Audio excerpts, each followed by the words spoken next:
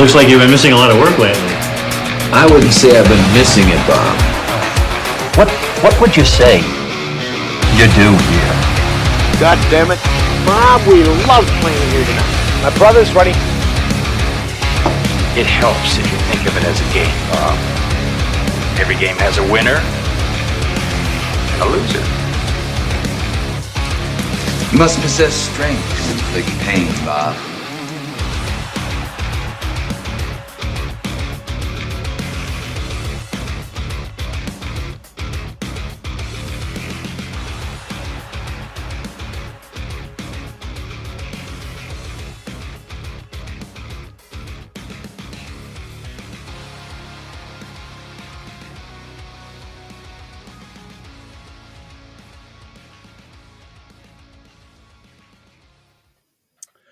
Welcome to the Two Bobs Cast.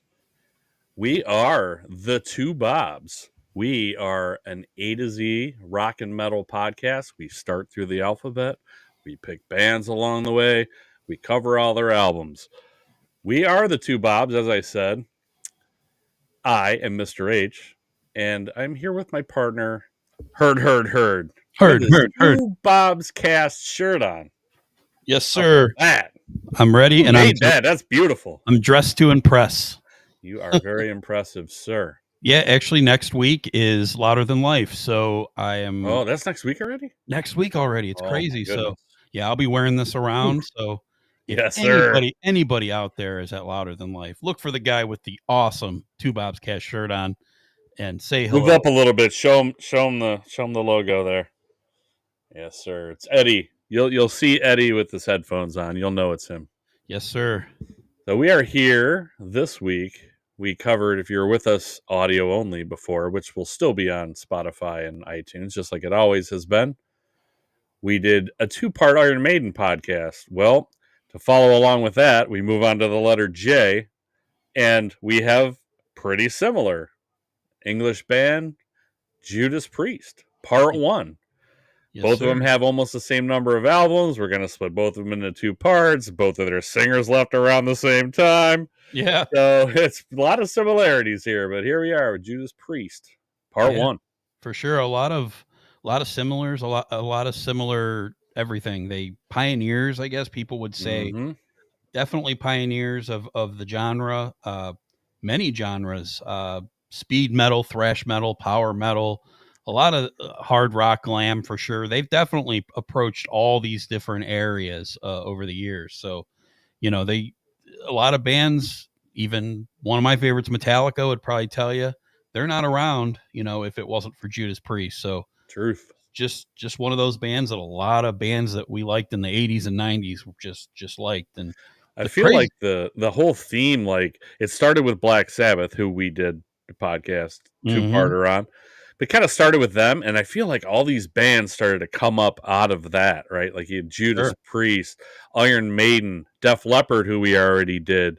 You got all these bands coming up around the same time, and are all kind of influenced, I guess, by what AC/DC and probably AC/DC and Black Sabbath, and kind of finding their own sound, and then just invaded the world with this stuff. I mean, at the same time, you had Queen over there, like this. I mean, what was in the water in England at this time, right? Sure. Unbelievable. Well, and you'll see a lot of the elements in their music over the years from those different types of bands. So and we'll get into the albums, of course. We always do here on Two Bobs Cast. So we will get into all the albums. But crazy thing about this band is they were around since 69. Nobody cared about them much for the first 10 or so years. They were the first one didn't even come out until 74, 75. So, I mean, they were 6 years, where like Def Leppard, weren't they together for like a year or 2 or something like that? And well, there was a lot of different. Now we'll talk about the main members of the band, but this is one of those bands that there's tons of members of the band that they didn't even make it to when the band started doing albums. Just by the time they find the right guys, I guess, right? Exactly. So, but yeah, they were formed in Birmingham, England in 1969, and over about 50 million albums grand total over the amount, the full time. Just one of the greatest bands of all time in a lot of people's eyes. Just really influential. Their main core for most of their albums, they had bassist Ian Hill, lead singer Rob Halford, of course, their two guitarists, Glenn Tipton and Ken Downing with KK. Mostly those four, and then drummers. Man, it's kind of a whirlwind when it comes to the different drummers that they used over the years. So, like I said, they had a bunch of members before that, but then they landed on those four, and finally they came out with an album hold on, let me see here. Where are we at with Rock-a-Rolla? 1974? Or as my phone likes to correct it to, Rocks Rolla. Yeah, the Rocka doesn't The one really... with the bottle cap on it. Everybody's seen that. So September 6, 1974, we get the debut album, Rock-a-Rolla. And if you're just a casual Judas Priest fan, if you put this record on, you would not know who it is, other than probably Rob Halford's voice. Other than that, it's not a whole lot of things that you might recognize. They were on, I think, independent labels, I think, for this one. Gull, they're called. I don't really think I've heard of that anywhere else. But I think their first couple labels went out of business before they got into anything bigger named. I think Columbia later on, but these poor guys, they were pretty much broke. Nobody was buying this. It was a really tough time for them. Also, a fun fact, just while I'm thinking of it, this is the first album. Rob Halford is listed as Bob Halford. So yeah, he switched obviously now he's Rob Halford, and you'll always be, but well, I mean, guys, what's wrong with Bob Halford? Nothing. Right, Bob? I wouldn't say I'm missing it, Bob. Nothing wrong with Bob. Right. So we got, for this first album, we got the drummer, John Hinch is his name, but he was dismissed in 75 before. That he was not on this album. So this before it was recorded. So he was supposed to be their drummer, and he got let go before it was. He's listed. It's kind of contradicts itself. So John Hinch on drums. So he must have been fired right after it. So he didn't last very long on this. But yeah, Bob Halford, vocals and harmonica on this. So vocals and harmonica. Again, this looks like he was listed as on the recording of the album. Yeah, John he was Hinch. And then Alan Moore. It says Alan Moore drum track 11 only. I think that actually ends up on the next record. Yeah. But yeah, Rock-a-Rolla. It was 10 songs, and man, it only sold a few thousand copies. I guess this kind of really put the band in dire financial straits, or particular, I guess they were taking nights where they were starving. I guess this is their famous story of just really struggling along as a band and really weren't getting anywhere with it. And to be honest, listening to this album, I'd never listened to it before. Never even had given it a shot before listening to these albums. So first time this last week, I listened to it a second time just kind of get the gist of it, and it's pretty rough in my opinion. The quality of it is not very good. The production's pretty rough. The producer's name Roger Bain. I think he did a Black Sabbath album, maybe a Budgie album, but really not a whole lot going on. It does not sound good. I did not really like many of the songs. I thought One for the Road was pretty good. And Run of the Mill was okay. I really had a tough time in the middle of this album, even kind of getting through it. Winter, Deep Freeze, Winter Retreat, not yeah. That instrument, a 2-minute instrumental at the end to close out the record. Caviar and Meths. A meth. I don't know. Meths. Yeah, don't like this one very much, partner. This one was really hard to get through. Agreed. It's just not solid. I know they got a lot of good stuff coming up, but this just fell pretty short for me. So again, when we rank these albums, we do just the ones that we're doing. So we're doing 9 this time. The first 9, right, partners, at 9. Yes, 9. We're doing 9, and then episode 2 we will do the remaining 10, I believe. So For those Judas Priest fans, we're doing up through Defenders of the Faith and starting the next podcast with Turbo. Mostly because it kind of splits it in half, but also because Turbo and Ram It Down are so similar, it'd be weird to split them up. So yeah, it's you would hear kind of the same thing at the end of this one you'd hear at the beginning of the next one. So we might as well just do those two together. But exactly. Yeah, so that's what we got. So yeah, you didn't care for this one much, huh? Didn't like it. This one actually ranks at number 9, bottom of the barrel for me. I couldn't really pull out a whole lot that I liked from it. This is a D, and I don't like to give a lot of D's. Yeah, I don't. It's funny. But this just, I feel guilty almost when I listen to an album and it's like, this is a D. It's just something I never listened to. I don't even know the songs that I like. One for the Road, I was like, all right, this is catchy, but I'll never go back to it again. So yeah, for me, this is number 9 out of 9 and a D tier. Probably will never listen to it again. What do you think, partner? What'd you think of Rockarola? Rockarola. I felt like this was definitely super early Judas Priest. Now, I feel like if you're going into this expecting the Judas Priest, like I didn't really listen to these albums much long ago. Basically, because my friends told me they were, that they were into Judas Priest. I was like, yeah, you don't even need to bother with those. Really, they're not very good. So I kind of started with Screaming for Vengeance, which we'll get to later. But I didn't listen to these a whole lot. Although by 1983 or so, I think I've told the story on here that my uncle's friend died. He fell off a cliff and died, and he had all these heavy metal records, and my uncle didn't listen to any of that stuff, but he knew I did. So he gave them to me, and this is like 82 or 83. But I remember all these album covers. All of these albums were in there. All of them. Even so this I remember one, Sad Wings, yep, Rock and Roll. I remember the bottle cap. Like as soon as I see it, I'm like, yep, I had that one. But I lost all those in a flood, which kind of sucks. But there was like one of those like milk crates, those plastic milk crates. There was one of those probably 3/4 full. So it was a lot of albums, but there's a lot of cool stuff in there. I wish I still had. But anyway, I never listened to these much, if at all, until kind of recently. So just going through this research here. I didn't really like it. Like I feel like it feels like it's a mix. Like they're trying to find their sound. Like they don't know what they really want to sound like. Because to me, this sounds like some songs sound like Sabbath. Some songs sound like Led Zeppelin. It's kind of a mix of Led Zeppelin, Sabbath, and Queen. I think at the time that's what it felt like to me, right? So, but it's not great. Like those 3 elements of those bands they have put in here, like it just doesn't come out very well.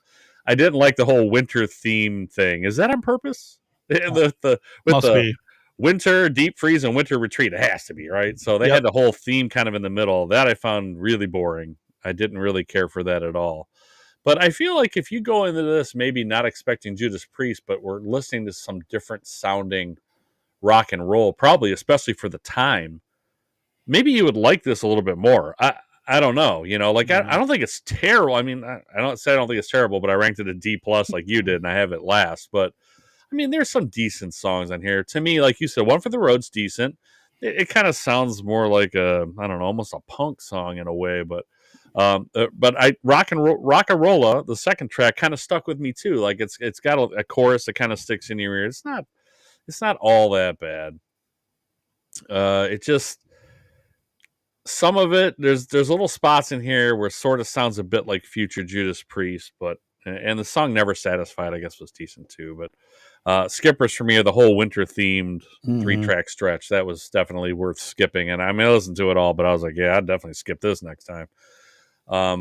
Dying to Meet You, I wrote in my notes, I was kind of dying for it to end. So, yes. Is that the Doors too? Was that the Doors? Like it sounds like the Doors a lot, that song. So yeah, I didn't care for that one very much. But I guess on some different copies of this, like they combined songs, like they combined all 3 of those. Some combined all 3 of those with Cheater, the 3 winter songs I was talking about. And then in some of them, it combined Dying to Meet You and Hero Hero.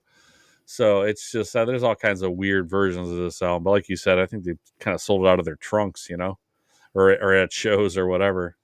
So this is D+ for me. This is the lowest kind of tier for Judas Priest for me. It's not the worst thing I've ever heard, but there's just not much to like here for me. I wouldn't have really probably been into this much at any point. So even though I don't think it's absolutely garbage. It's not bad.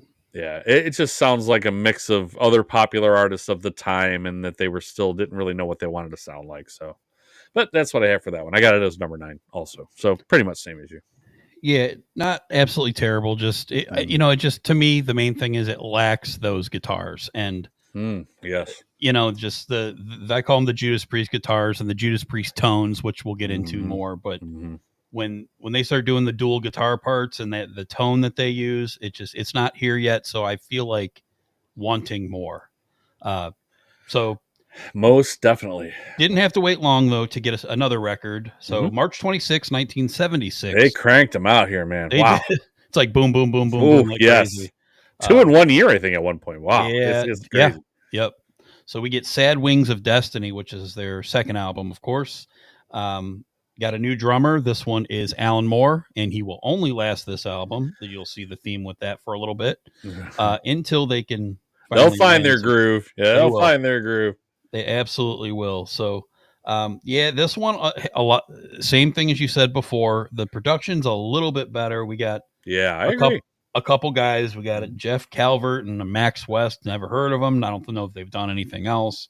But we get a lot of the same types of sounds. A lot of Queen to me. A lot of Led Zeppelin, Deep Purple, Black Deep Sabbath. Purple, yes, another one. Yeah. So a lot of those type of things. A lot of riffing. Again, we're not quite to where I want to be with the guitars yet, but this is definitely a big improvement over where we were at the last record. So basically, I'm gonna say I'm gonna bash their album covers later. This one's pretty badass. Yeah, there's a few that are really good. This one's classic. This is pretty badass. I just wanted to put that out there because I'm gonna bash some of them later. I can promise you that. Yeah. So I guess, and I mentioned a little bit early on, the Judas Priest didn't sell like any copies of any of these records. They would put them out, nothing, just it wouldn't sell anything. But later on, as they got huge, people went back and listened to these and loved them. This album in particular, a lot of people are into. I have to quote my guy Michael from Opeth whenever I can, but he considers it his second favorite metal album of all time, which is wild. There's a lot of metal albums out there, but just a lot of people love it, and I don't quite understand it. But it's like I said, it's an improvement. Songs that I like, the opener, "Victim of Changes," is phenomenal, and I know they still play that live. As long they also play the Ripper too, which is also very good. I like Deceiver. I do not like Dreamer Deceiver. They have those songs back to back, and I do like Tyrant. But the Dreamer Deceiver, I think it's more of a ballad type thing. These guys could hit on some ballads, but this one didn't do it for me. Also, wasn't a big fan of Epitaph. Didn't really like that one as well, and wasn't a huge fan of Island of Domination. Overall, it's better, but it's still not there yet for me. This is a C tier album, just right along the mid, back end of the mid. This one is going to be 7th out of 9 for me. I can see where they're going. I can kind of see their destination, but not quite there yet. So not a huge fan of this album. I'm actually surprised so many people love this album. To me, they're not even close to their best yet. What say you on Sad Wings of Destiny, Mr. H? Well, I have to say, I saw along the way here that one person that was definitely into this album was Tim Ripper Owens. Okay. Because when he auditioned for the band, when Halford and Judas Priest split, when he auditioned, first 2 songs on this album were the songs that he did with the band first to audition. So he did Victim of Changes and The Ripper.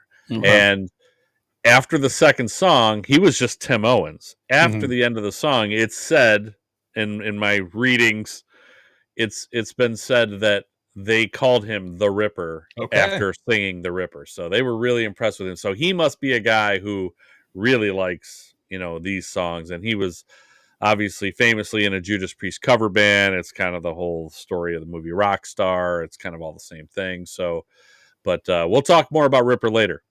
This album, to me, I didn't love it. but I can hear, kind of knowing what we know now, right, about Judas Priest. I'm kind of hearing a little bit in there now, a Yep. little bit more, right? So I'm like, okay, there's a little bit more dual guitar stuff going on here that kind of sounds reminiscent, but futuristic, I guess, at this point. The first half of Victim of Changes I really like. Now, some of the problem I have with some of these albums and songs is that they're too long. So I know we beat that to death with Iron Maiden, but in this case, I really loved the first half of this song, but then it got boring to me. So Okay. the weird second half psychedelic rock, like I don't know what they were doing there, but it just kind of put me off. I didn't really care for it. Again, with these titles, like, okay, the last three of the Winter songs were all kind of grouped together, but now we got Dreamer, Deceiver, and then Deceiver. Right. Huh? And these songs are not related at all. They don't even sound anything alike. Right. So I don't know. For favorites for me, Deceiver is actually a decent song. I liked Tyrant too. It's not a bad song. It's kind of catchy, except for the terrible backing vocals. Tyrant. Yep. Like, that was what is that? Like, that was goofy. I'm like, huh? What did he say? Is he Tyrant? I'm like, that's the backing vocals. So I'm like, all right, well. But for the rest of it, that song is actually pretty good. So skippers for me, Dreamer, Deceiver, it about put me in Dreamland where the Sandman he comes, that kind of snore fest. Yep. But it was pretty slow. Prelude, Epitaph, or what the F was going on there? I don't know what they were trying to do with that one. It's weird. Yep. So I got this as a C-. This is about the same as you. This is lower tier for me. You had it 7, I have it 8. Okay. There's just not much to like here, although it is slightly more Judas Priest sounding sometimes than the debut was. So Okay. Yep. as far as what we know now. So back then, maybe we would have been like, man, what's that? There's like a different sound going on there in a couple songs, We'd be like, well, that's what's to come. So that's what I had for that one. All About right. the same as you. Yeah. We're about the same page so far. So then we get our third album, which first major label. So Columbia Records signed them. Really hoping for a change here. Just with struggling, like I said, with those first 2 records. So they got Deep Purple bassist Roger Glover to produce this one. And they got a new drummer. This time they got a studio musician named Simon Phillips to take care of the drumming responsibilities in there. So kind of just hoping to change things up a little bit. And, for the most part, I think they did. Again, not a whole lot of difference for me between Sad Wings and Sin After Sin. Basically about the same. This is a decent album cover, since we're going to talk about albums. It's not their best. It's not their worst. It's like a mausoleum type thing with in front of the water with a moon in the back. It's not bad. I think it's one of their last ones that they do when they start doing the diagonal thing from the left to the right. So they picked that up somewhere along the line here in every album. So yeah. So April 8th, 1977, we get this one. It was the most commercial success to date for them for sure. It was number 23 on the UK album chart. We're not talking anything near what they're about to do here coming up, but they're the best for what they've got so far. This one seemed also to be a slow burner. People went back to it and loved it later on. I think a little bit more you can see where they're headed. It kind of, I don't think I mentioned the first couple records in this one, but I think Rob sounds pretty awesome. Not production wise, but voice wise, you could definitely see. Yeah, here and there, he has some. It's almost like he was trying to find a singing style. I thought also because he sings like on the first album, especially. There's like he's singing 4-5 different kinds of singing styles. There, he's doing just like punchy kind of punk, and then some kind of hybrid punk, but a little bit of singing, and then some kind of super high squeal thing that we come to know him for like later too, and like a couple other things in between. Like it was just weird. It was kind of all over the place. So yeah, I feel like he is kind of honing in, like you're saying. He is. Yeah, he's getting there. He's getting to it. So songs I like on this one, Starbreaker is awesome. I like Dissident Aggressor a lot. The cover, Joan Baez cover, Diamonds and Rust, is really good. I really like when bands take a song and they completely make it their own, and it sounds nothing like the original. So this is a great cover for me. So those are the three standouts for me. The ones, I guess, Raw Deal I don't like. Last Rose of the Summer I don't really like. These songs are a little long. Like you said, we're about 6 minutes on these. They do a better job later on of getting in, getting out, kicking your butt, and being done. A little long here with me. So overall, it's basically right on par with the last record. It's not a whole lot different for me. Still not seeing all that's there. It's a little bit heavier, but ultimately this one is the sixth for me, number 6, and it's about a C plus, still mid tier. As you can see, all the lower ones are getting filled up here early, so there's a lot of great stuff to come. Just this stuff is all just not quite Judas Priest for me yet. What do you think about Sin After Sin? I like this one a little bit more than you did. I mean, Okay. we're not too far off, but now we're starting to round into full JP sound here, full Judas Priest sound. Sometimes along the way, I'm not going to say the songs are all great, but the overall sound is starting to kind of take shape here. I did also like the Joan Baez cover of Diamonds and Rust. It does not sound like the original to me. It's a really good cover. They definitely Judas Priestized that one, so you can hear them becoming better songwriters too. I feel like the songs are making more sense. They have better structure. That they have a more consistent feel and sound to them. Like he's not trying to sing 5 different ways, and the guitarists aren't trying to do 5 different things. Like it's starting to kind of come together where it's not fully there yet, but it's starting to come together where they're not straying off so far into these different areas. So I really did like Starbreaker just like you did, minus the hand claps. I thought the hand claps were weird. It kind of put me off. I was like, what was that? So, but it's just a minor detail. That's a really good song. Yep. Dissident Aggressor. You talked about them doing a great cover. How about Slayer covering Dissident Aggressor and making it their own? That is a fire cover right there. And I didn't know that was a cover for the longest time. Because it sounds nothing like this one. Yep. But man, is that a fire cover, dude. Really good stuff. So I really like that one a lot, obviously. Skippers for me, Last Rose of Summer. That's one where they did stray a little bit. It's like, is this a Billy Joel song? Like it's really Billy Joel-ish. And I'm like, this is weird. Is the piano in there? It's very strange. I didn't like Here Come the Tears either. That was just kind of boring again. Yeah. So I guess Raw Deal you mentioned has been cited as Rob Halford's kind of coming out song. Like he didn't come out as gay until like 1998 or somewhere in there, 1997, 98. The breadcrumbs started. Right. But this was a song that he wrote like lyrics for, I believe. And it just, I think that's what I read, that he kind of is very homoerotic, and he just kind of, this is where he kind of put out there, like, this is where you can start reading the tea leaves, right? Like, if you thought it, you can listen to a few of these songs and you'd be like, okay, yeah, I think I know what's going on here. So we kind of figured that out way before 1998, but this was kind of, I think, the start of that. But I have this one as a C+. I have it mid-tier. I have this one number 5. So to me, there's better songs here, and it has much more of that Judas Priest sound coming through. Especially on Sinner and Dissident Aggressor, like their original version of Dissident Aggressor is very Judas Priest sounding, right? And Sinner too, compared, based on what we knew they would sound like later. Those songs, I could really hear that starting to come through there. So, good stuff. Yeah, we got our comment from our buddy Brian. How you doing, Brian? So bread comes, then croutons, then a full loaf of bread. Yes, sir. Yeah, I mean, I give him credit. He didn't try to hide it. He owned it, and I think people accepted him pretty easily. And it was not necessarily the time that it was very accepted. You're talking about Brian coming out as gay? I'm talking about Brian Hendrickson.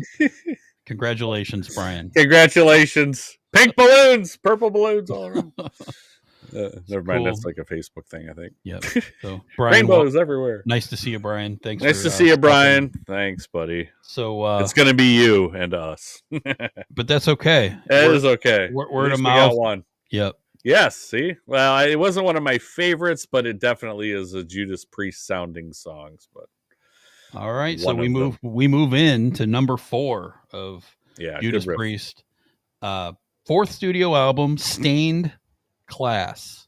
This one was released on February 10th, 1978.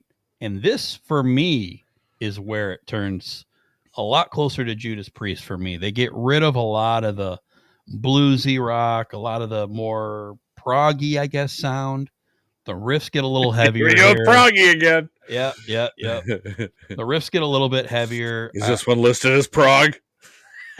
It is not. That's a callback to the last episode. So you guys got all listen to that. We got into it a little bit with Iron Maiden about prog. So yeah, this one is not listed. This no. They kind of got their proggy out of the way early, but yeah. They do go from different genre to genre pretty easily, pretty quickly. I feel like later on, especially, right? Like you said, chasing genres almost. Yes, yeah. Later on, they did a lot of that. So, not so much now. I think they're still building. Yeah. But later on, man, they did a lot of chasing. So once again, we have a new drummer, but this guy actually sticks around for a few records. So that's good.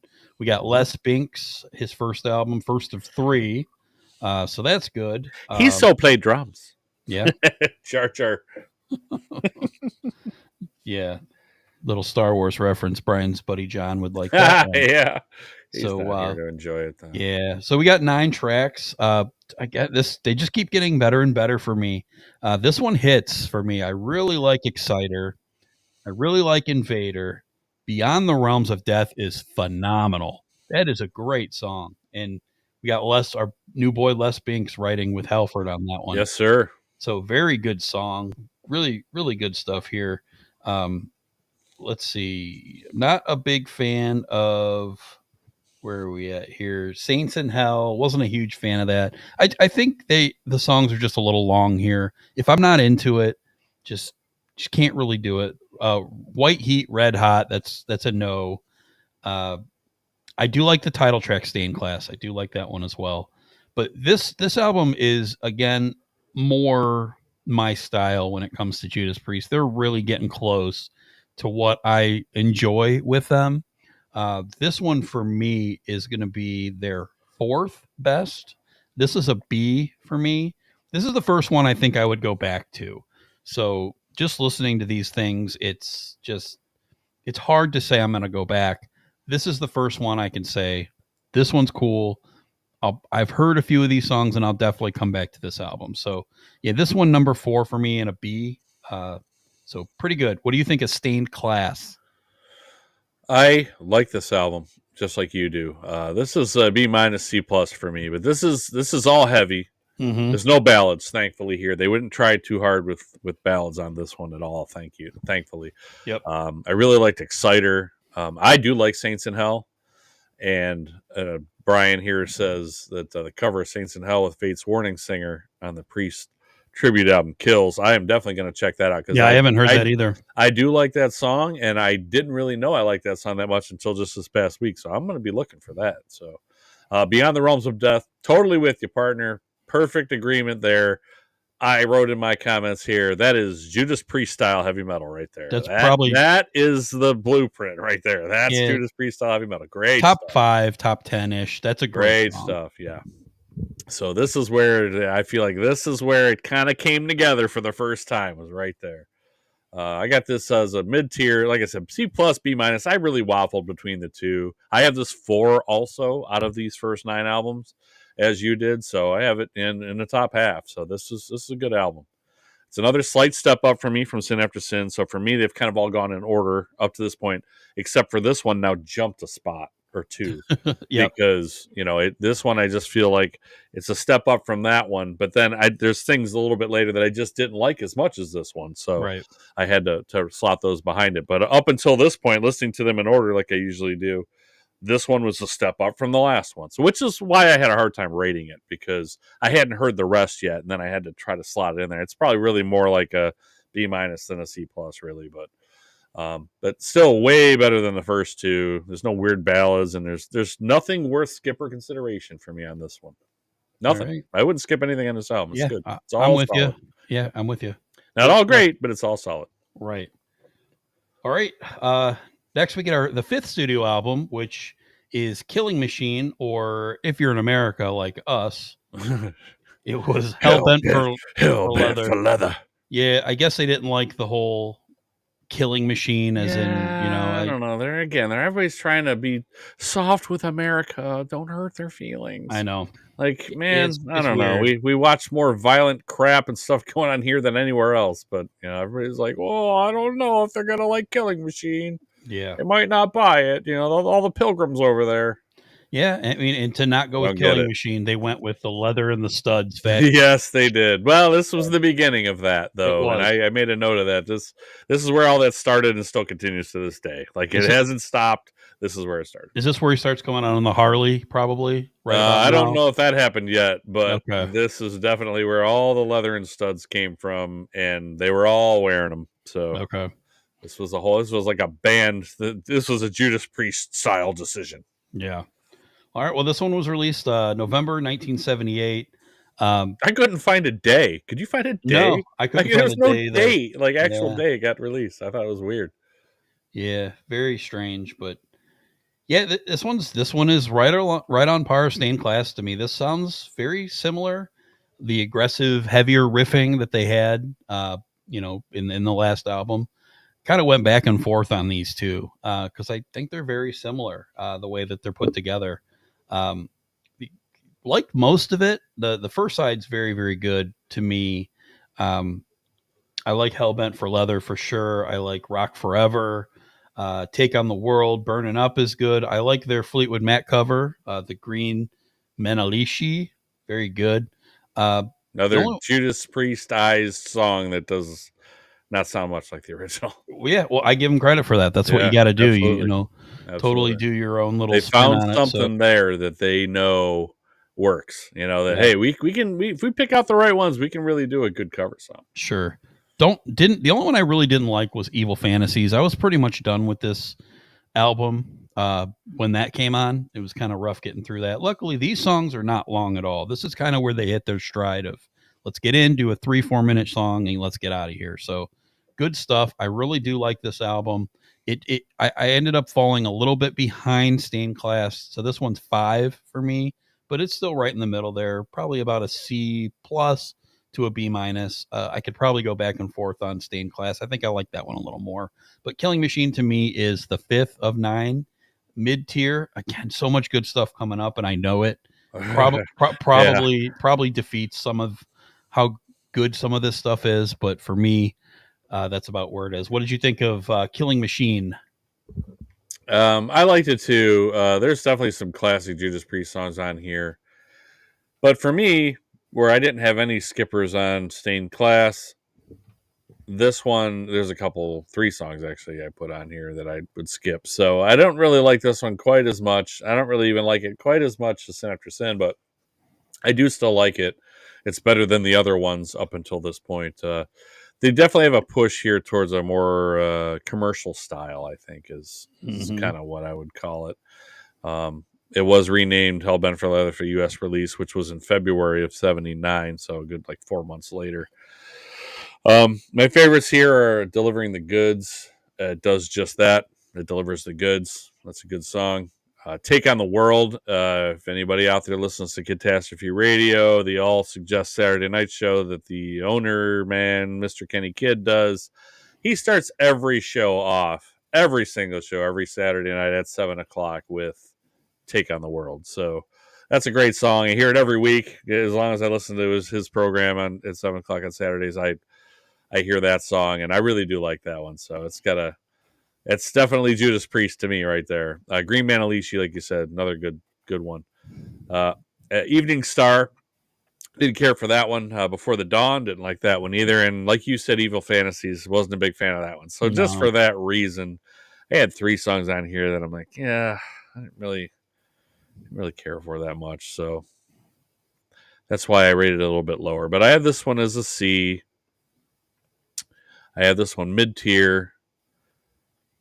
I have this one at number 6. Okay. So just below Stained Class and Sin After Sin. So like I said, I like Sin After Sin slightly more. There's not as many songs on there. I think I skipped 2 on that one, but I have the same number of favorite songs, 3, I think. So this one's just slightly below that one. So some classic Judas Priest songs on here, and there's some not so great skip worthy songs also. So that's what I got for Killing Machine. All right. Now, Which takes us now we start getting to the stuff that everybody knows. You said they're mainstream building. This is the Black Album for them. it is. So. And 1980 also, just like the Black Album. Nope. So funny. So we got April 11th, 1980. We got British Steel. Just I meant Back in Black Album.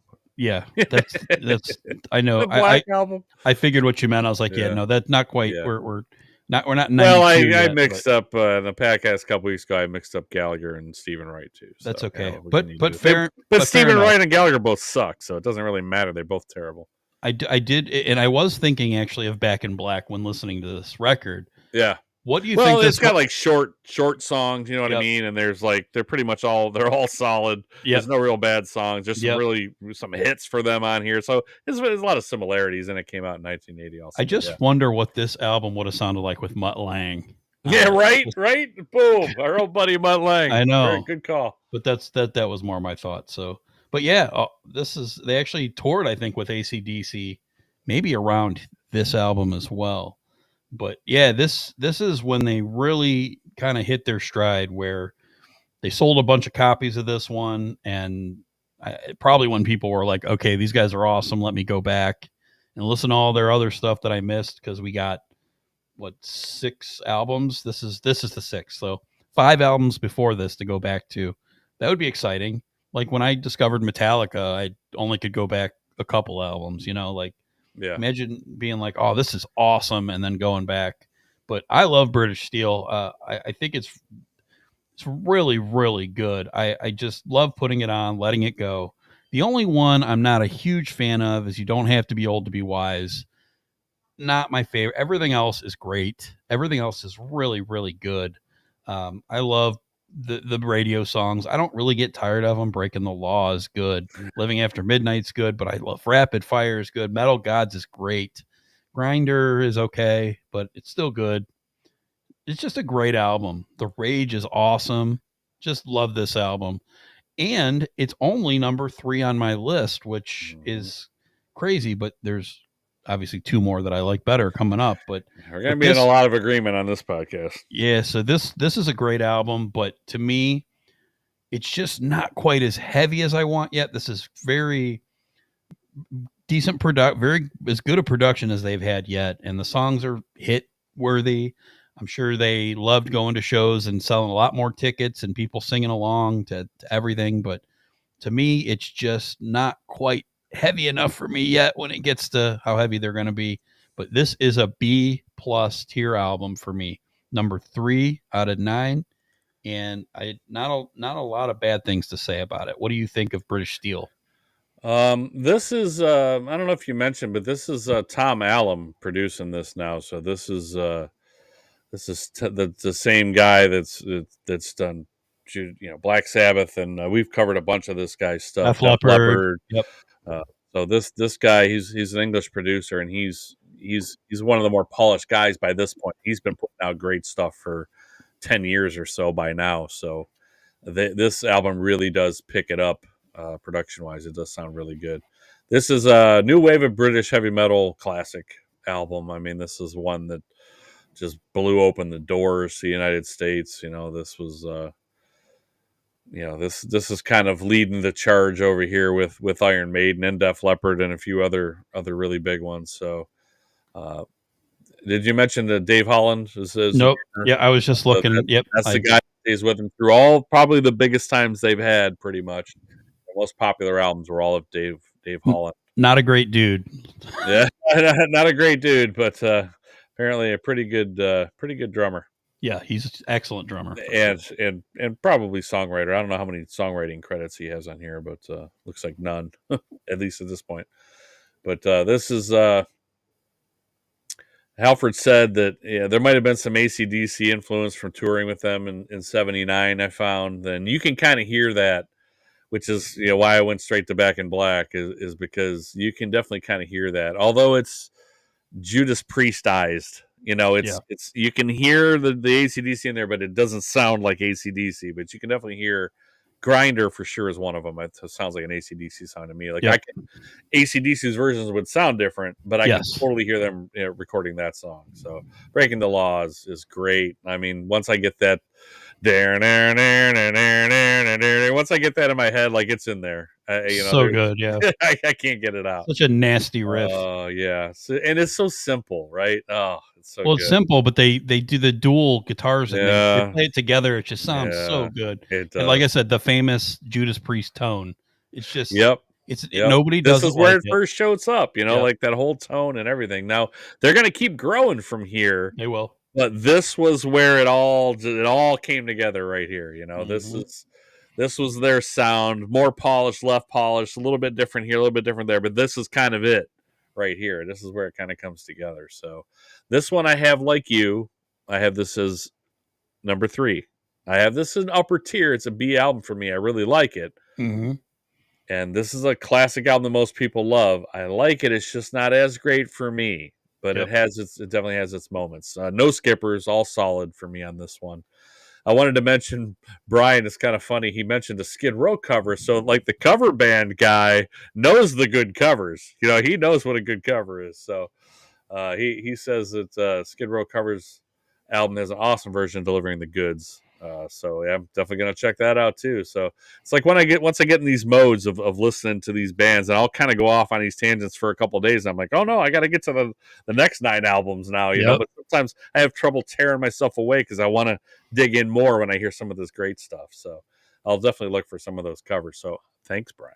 Thanks, But Brian. like I said, no skippers on here. I have this one as number 3, just like you, a rating of a B, upper tier, just because I know they're going to do better, so I had to reserve some higher ratings for other albums. But And FYI to everybody out there, we do not talk about ratings at all until we hop on live. So if we are on the same page, or if we argue a that's lot the over way a it couple is. like we did last week. Yes, definitely check last week Iron Maiden Part 2. We definitely got into Fear the Dark versus which one of the albums that you like from Blaze? It's X Factor. X Factor, X yeah. So Factor, yeah. we got into it. It got fun. Love X Factor. And I did Yeah. go listen to it more after we were done. I'm sure you did. Oh, I love that one. I'm So sure good. you did. You've got yourself convinced it's good. So of course My you buddy was cracking me up. He sent me a text today. He's like, you called him a crazy cracker. I'm like, yes, I did. I know, yeah.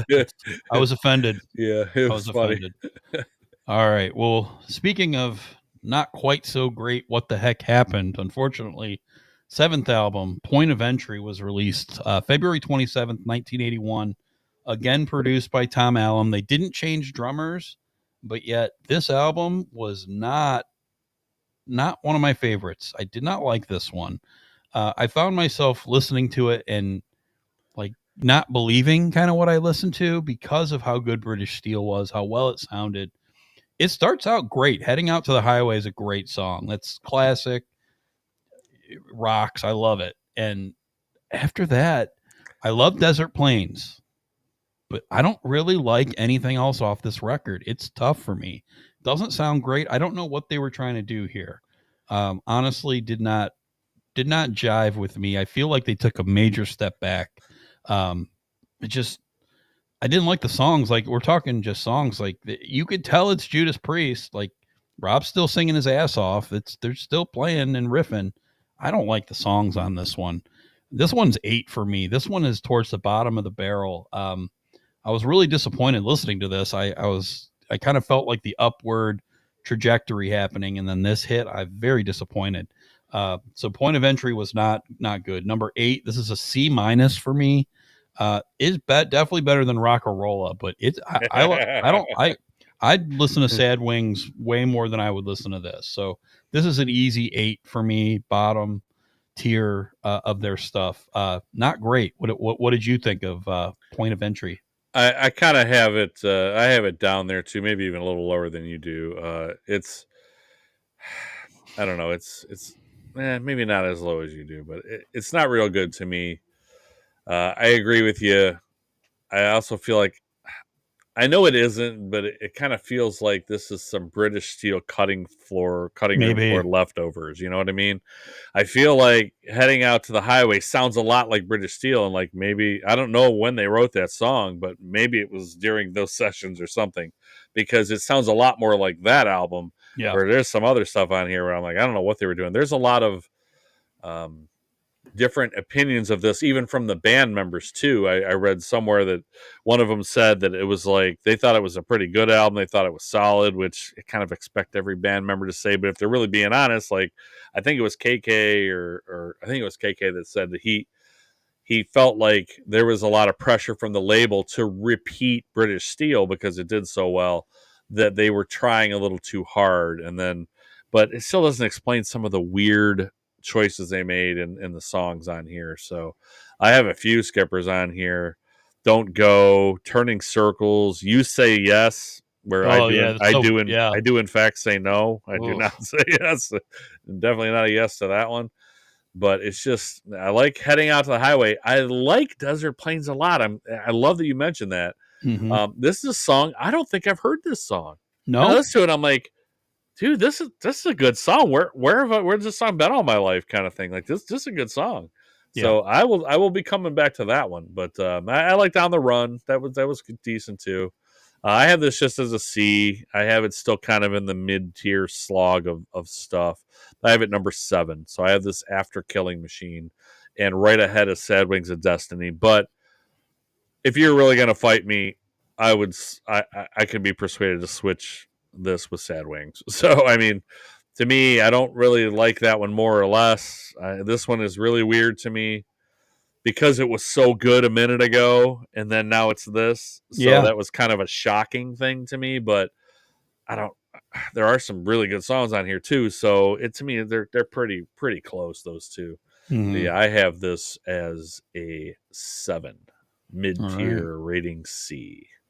So I notice we get to our last 2 albums. And both of us still have 1 and 2 available, I believe. How about that? We both have 1 and 2 available. So that's great. They're in the upward trajectory and things are looking up for them. So which is which? I'm interested to tell here. So Here we go. we got Let's get into the good stuff. 8th studio album, Screaming for Vengeance, released July 1st, 1982. Tom Allen again. We Yes, still sir. have our guy Drummond, so that's we're all good with that. We haven't replaced Dave Holland yet. We have not.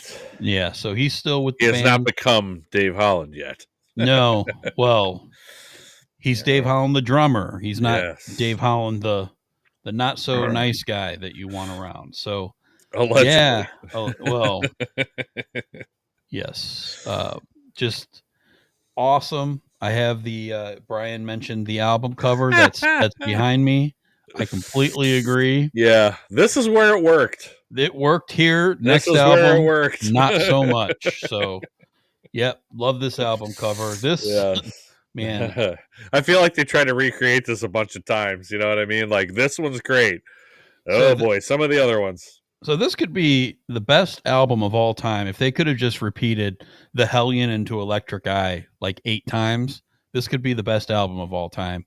That riff is so good with The Hellion. You remember the commercial? They had like it was like some dude with this wig on, and he had like spandex on, and I think it was like car insurance or something. But like the back of his van opened up, and it had these big amps in there, and you heard that riff coming out, and he was like just doing this windmill thing, you know, and like standing outside of his van. Oh my god, dude, it is so good. Yeah, so good. I just love that riff. It's ridiculous. The whole side one is unskippable to me. I love Riding on the Wind, Bloodstone, Take These Chains, Pain and Pleasure. I love that song. Screaming for Vengeance is also awesome. Another thing coming is the main hit other than Electric Eye. That's one I'm kind of good with. I don't have to hear it too much more. Fever for me all day, man. So these last 2 songs for me is what puts this at number 2 for me. I do not care for these last few songs. So I think 1 to 8, this song is killer, and the last few songs for me just doesn't do it. So I love what I love, and just that's the difference for me. These next two albums are killer albums. Like, I'm not skipping anything, but if I have to differentiate between the two of them, these last two songs are what's going to do it. So, Screaming for Vengeance for me is their second best album of their first half. It's an A album for sure, upper tier. I come back to this all the time. I love it. Even before I was really into Judas Priest, this was an album that I currently, or I should say, routinely go back to. So this one's really, really good. But it is number 2 for me, and an A tier. What say you, Screaming for Vengeance, Mr. H? Screaming for vengeance. So good. This was a commercial breakthrough for them in the United States. Bloodstone is really underrated. Brian. Yes. This is my first Judas Priest experience. I spoke about the albums. I had all of them up until this point. Because the guy died, obviously he didn't buy any more of them. So I had all of them up to here. I did not have Defenders of the Faith, but I had this album. And my buddies were like, "Oh my God, you have that album? Listen to that album." And I'm like, okay. So, 13, 11-year-old me. Yeah, I'm like, okay, let's listen to that one. This one hooked me hard, especially with Hellion Electric Eye. Now, I kind of went in and out of favor with Judas Priest kind of through the 80s here. There was a time when I loved them, and there was a time when I was like, oh, what are they doing? Like, it wasn't like I hated the songs, but it was kind of the sound chasing that we'll definitely talk about a lot more in part 2. But it was kind of that. So, but this was kind of getting to kind of a high point for me as far as this Judas Priest style heavy metal, I'll just call it, because my buddy always says that, my buddy Robin. It's just, they call it that, Judas Priest calls it Judas Priest style heavy metal. It's got its own zip code, its own style, its own sound, its own everything, this was I really enjoyed this album a lot. This has a harder, heavier, rawer sound. It's not as much as it's a commercial, it's more authentic Judas Priest. This wasn't commercialized trying to repeat, successes, whatever, but they still wrote some great songs. So Hellion Electric Eye is that's definitive Judas Priest, Yep. Bloodstone is a very underrated song. It's a song that I come back to. I put it in my favorites because I really love that song. It never got much play. I love Screaming for Vengeance. Screaming for Vengeance is really heavy. Oh, good. And it's a great song, especially the chorus. Another thing coming, I love that song. I can never really get enough of it. I probably should. Yeah. Because I know this is the one Judas Priest song that really you hear almost above all others at this point. But I love that song. It's my favorite Judas Priest style, that mid-tempo, that great simple riff, and the hook is so good. Oh man, it's just, I love it. I love that song. So this is the one that really hooked me in. There's no skippers on here for me. I absolutely like the whole thing. I like the last two songs too, Fever and Devil's Child. I do like those as well. I just had to pick some favorites in here. I think I picked about 4 or 5. I don't know. It's all another great. thing coming, I could play another thing coming on loop right now and not get sick of it for another hour probably.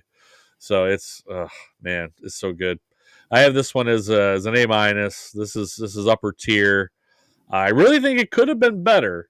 It's not like A+ territory for me where you're not doing any better than that. That's basic perfection on my scale. So this is an A-. I even have it had it as a B+. I kind of waffled back and forth because I don't love every song like I do like on Appetite for Destruction, where basically I love every song. Right. This isn't that, but it's really close. So I wish it sounded a bit better, honestly, if I'm being honest. But it's 42 years old, Mm-hmm. For the time, it sounds good.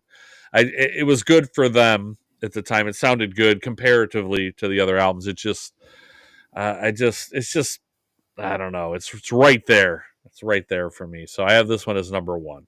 This is number 1 of these 9. So you know where I fall in the next one. But, man, it is so close. It's so close because this next album is fantastic, too. I have this one number 1, B+, A-ish. Definitely upper tier, top tier probably for them. I don't know that they have an A+ album for me. I have to really listen to the next 9 and decide, but I don't think they have one for me. So this is pretty much the top of the hill. So I might share the space with a few others, but this is definitely top of the hill. Yeah, great album for sure. Can't argue that. It really went back and forth for me. I listened to all the albums, and I had a couple days. I just listened to these 2 albums back and forth over and over 3 or 4 times. Wow. Because I didn't know which one I wanted to pick as one and which one. That's the only way to do it, right? That's how you decide. You got to listen to them again. That's the only way you can do it. It's kind of what I did. Like, let's go. And you almost have to do it back to back, like at the same time, because if you listen to it now and you listen to the other one 4 hours from now, you might be in a totally different headspace. Then, absolutely, you almost have to do it back to back. So we got January 13th, 1984. This will be the last one we do for today. Defenders of the Faith, which is their 9th studio album. This one also done by Tom Allom. Same lineup, which is great. We can continue doing that lineup over and over. I'd be happy. Unfortunately, that's not the way it stayed, but we got another album for it, and that's great. This is a great album for me. Like we just said, it's really, really tough. This one, I think, sounds maybe a little bit better with production. Not a lot different, to be honest. It's a great album. It maybe doesn't have quite the strength of the songs like Electric Eye, but Free Will Burning as an opener is phenomenal. Love that song. Jawbreaker's great. Try not to, think about too much of what these songs mean. Rock Hard, Ride Free. The Sentinel is probably a top 3, 4, 5 song for me. Fantastic. The only one I don't like on this album is Love Bites. It's not Def Leppard's Love Bites. No, not even it's that. Definitely not. This is Judas Priest style Love Bites, not Ballad Salad. Yeah, Def Leppard Love Bites. But other than Love Bites, it's just a great album for me. And because there's only one that I would kind of skip-ish on this one and the 2 on the previous, this one lands number 1 for me. It's just a great sounding album. Of course, Brian likes this one way better than the Def Leppard version. To me, this song I don't like it. I don't know. When we listen to Judas Priest, we gotta kind of sign up for the corniness. We have to sign up. Some of the lyrics are going to be cheesy and corny and hokey, like Brian said. But yeah, that's the only song for me that's kind of a question mark. But I love the rest of it. I wouldn't even skip Love Bites. I wouldn't skip any of the songs on these 2 albums. But I had to pick one. So this one, same thing, like you said, A- probably. I don't think I would be giving either of these more than that. It's not perfect, like you said. A- are good for me. These are the 2, like far and away, wasn't even close. So I love this album. Number 1 for me. What did you think of Defenders of the Faith? Obviously, you had it number 2. Yes, it's really close, though. I mean, we're really splitting hairs here. The first notes I wrote when listening to this album, while I was listening to this one, right after I listened to Screaming for Vengeance, was very similar to Screaming. That's what I wrote. So yeah. I mean, it strikes me as just a continuation of that same thing, which is a great thing. Thing. So Rock Hard, Ride Free, you mentioned it. That's even a reworked song from the sessions from the Screaming and Vengeance. The song was called Fight for Your Life then. I think there's actually, I want to say, I thought I read there was like a live version of it or something. I thought I saw something out there that there was a version of Fight for Your Life out there before it got reworked. But that just tells you that they just kind of picked up where they left off, right? And it's fantastic. That Freewheel Burning's great. Jawbreaker's great. Sentinel, awesome. Just awesome. Incredible, like yeah. Love it. Some heads are going to roll. That's the same mid-tempo, simple riff goodness that I was talking about with Another Thing Coming. Love it. Absolutely love it. And Brian did say that Night Comes Down he thought was a little hokey. I agree with him, but I also felt like it had a really cool feel to it. Yeah. Like, I could listen to the song. Like, I don't love it. It doesn't necessarily sound as much like the rest of Judas Priest, but it's got a cool feel to it. Like that's a pretty good song anyway, So I definitely made a note of that in here, which is weird because he mentioned it, and I'm like, hey, I had that in my notes too. So Skippers, I got none. I like it all. Yep. If I'm gonna put Screaming A-, I have to put this one at B+. It's pretty much the same as Screaming for Vengeance for me. It's pretty much just as good. There's no radio hits on this one, really, not like Another Thing Coming. But that's okay for me. Yep. I actually like it better. That's probably why. Yeah. I don't know. Maybe the other one just hooked me a little bit more, or maybe it's the bias, like we've talked about before, of that was my introduction to Judas Priest, and this is what I was like, oh my god, this is Judas Priest, like this is amazing. That was Screaming for Vengeance for me. So maybe there's just a little bias there, but it's so close, so close. Agreed. Yeah, I have this one at 2. Okay. All right, so that's 1 to 9. Let's hear your 1 to 9, Mr. H. 1 to 9. Number 1, Screaming for Vengeance, as we just mentioned. Number 2, Defenders of the Faith, as we also just mentioned. 3, I got British Steel. I believe that's the same as you. 4, Stained Class. I believe we might be the same there. 5, I've got Sin After Sin. 6, I got Killing Machine. 7, I have Point of Entry. 8, Sad Wings of Destiny. Again, Point of Entry and Sad Wings of Destiny, I could probably flip-flop those. And Rock and Roll is easily the worst one. But again, it's a D+ for me because I probably never listen to it again. But it's not terrible. It's just not. It's just boring. It's just not Judas Priest, right? It's a different sound for the time. I agree with that. For 1974, there was nothing else that kind of sounded like this, but it didn't sell, and there's probably a reason for that. I just don't think the songs are as good. They're kind of all over the place. You can listen to this album and not know what kind of band Judas Priest really is. Sure. You know, you just don't know because the songs are all over the place. But they're not terrible songs. Like they were writing some decent songs, and that's probably because you have the singer and 2 guitar players all that's been in the band the whole time. So they've been around since '69 and had some different members, but this was the kind of the core group, and they were just getting better and better at writing songs, and they still had some decent ones in there too. So I don't want to bash it; it's not terrible, but that was my definitely my 9 for sure. It's not really that close. All right, the rest of it all has at least some Judas Priest as currently as it is in 1984 sounding stuff on it, where Rock and Roll really doesn't have anything. I was listening for it. I'm like, I don't hear any of it on there. Yeah, just very bluesy. It's just a different weird. band at the time. Yeah. It's strange. Yep. So yeah, my 1 to 9 very similar. We're pretty much on the same page. It's just those middle ones we got jumbled, but otherwise, top and bottom are kind of the same. Yeah, number 1, Defenders of the Faith. Number 2, Screaming for Vengeance. Number 3, British Steel. Number 4, Stained Class. He's basically all the same. Yeah. I have 5. I have Killing Machine. 6. I have Sin After Sin. 7. Those. Yep. 7. Sad Wings of Destiny. 8. Point of Entry. Yep. Flip those, and then we're alongside Rock and Roll in number 9. So. Yep. Yeah, pretty much on the same page with this. I think the first 9 are pretty easy to rank personally for me. I didn't have the problem with this that I had with Iron Maiden last week with that second half. Man, I definitely peeked around to see kind of where other people rank things. I didn't do any of that. What did you find? I found all over the place. There's some people that really like to go back and love Sad Wings and love those older ones, but just to me, I mean, it was very clear where it all slotted for me. So yeah, pretty clear for me too. I didn't fret over this one. I didn't look at this one and go, man, is that really 6? Is that really 9? Is that really 7? Right. I didn't really have any of that. I kind of slotted them, and I looked back at it and was like, yeah, it looks good. I mean, I don't think, I could argue those, 5, 6, 7, and 8. I could jumble a couple of them around, but other than that, it's pretty much, it kind of sets itself, it wasn't too hard to do. We really didn't talk about live. You've seen them live before, right? I